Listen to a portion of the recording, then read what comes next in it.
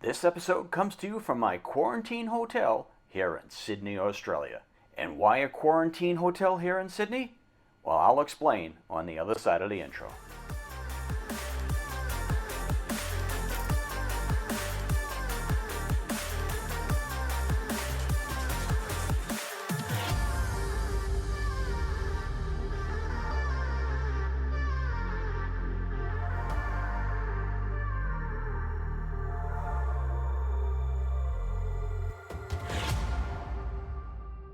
Well, as you might remember from my last video, I announced that I would need some time off to concentrate on my training on a brand new airplane with my airline, the Airbus A350. And at that time, I also announced that I'd be changing the name of my YouTube channel to Tesla Pilot, as more and more of my content has been about Tesla, my new Model Y, and my upcoming Cybertruck.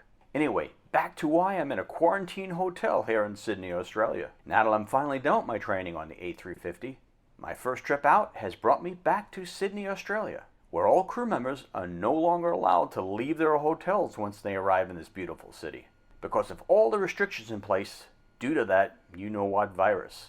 And yes, it honestly sucks to have to sit in your hotel room after flying nearly 15 hours to get here and to one of the most beautiful cities in the world.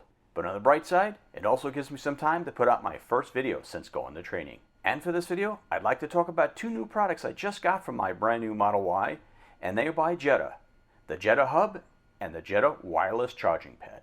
And for those, let's go ahead and jump into my Model Y back in the States. Now that I'm back in the States, let's do a quick unboxing of the new Jeda Hub for the Model Y and their wireless charging pad.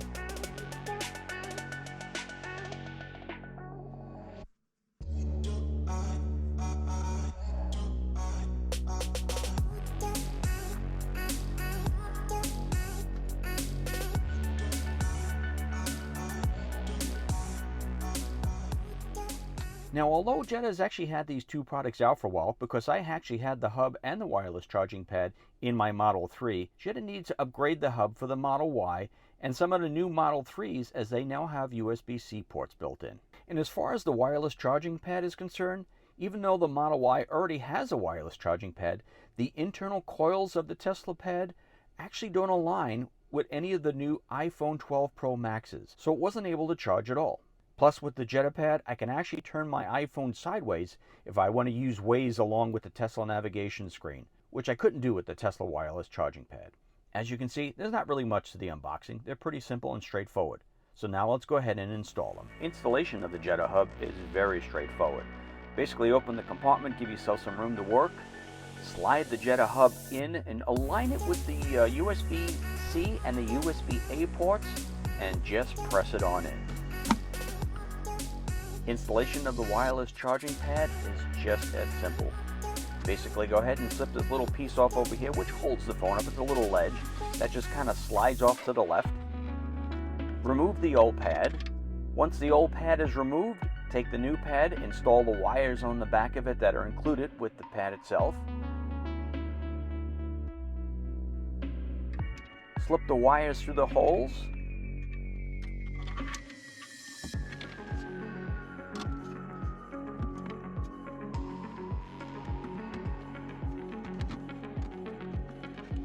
Place it down, and then go ahead and slip that little piece right back on again, which holds the wireless hub in place. And again, this acts as a ledge for your phone as well.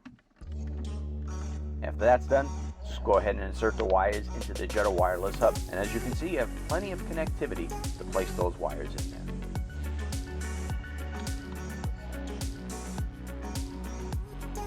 Oh, and by the way, this spacer that's also included with the wireless charging pad, that's only needed if you want to increase the length of the ridge, and the Jeda spacer also allows for a wired connection for fast charging. In my case, I don't need that, and I'm going to leave that spacer out. Okay, with the unboxing and the installation now out of the way, let's jump back to Sydney, Australia, and I'll wrap this video up. Now, despite an overly long wait for my Jeda hub, I actually ordered this back in July, just before I ordered my Model Y, in hopes that I would have it just as my car was ready to be picked up. Now that I have these products, I can honestly say it's not much different than the ones I've had in my Model 3. But actually, that's a good thing, because besides adding USB-C connectivity, they really don't need to be any different, especially when they work just the way they're supposed to work. And it's for that reason that I'm a little bit confused why it took so long to get the Jeda hub out to customers. Now, I know they want to make their products perfect, but that lag in time, I'm sure, cost them some market share with a lot of these companies that simply like to knock off their products. But to that regard, knowing how well their products do work, I was willing to wait. And that wireless charging pad, I'm glad that did ship out right away, because once I got the iPhone 12 Pro Max, it wasn't going to work on the original charging pad that was in my Model Y. Anyway, hopefully you found this video helpful, and if that's the case, please click that like button so YouTube knows how to route this video out to other Tesla owners. And if you haven't already subscribed, please consider doing so. And also don't forget to hit that notification bell so you're alerted to any new videos that I post here in the future, especially now that I'm done with training. And as always, thank you so much for watching, and I will of course see you in the next one.